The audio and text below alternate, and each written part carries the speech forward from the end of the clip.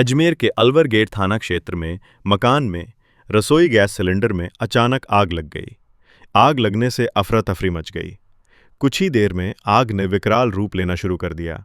स्थानीय लोगों की मदद से आग पर काबू पाया गया, जिससे बड़ा हादसा होने से टल गया। घटना रविवार शाम की है।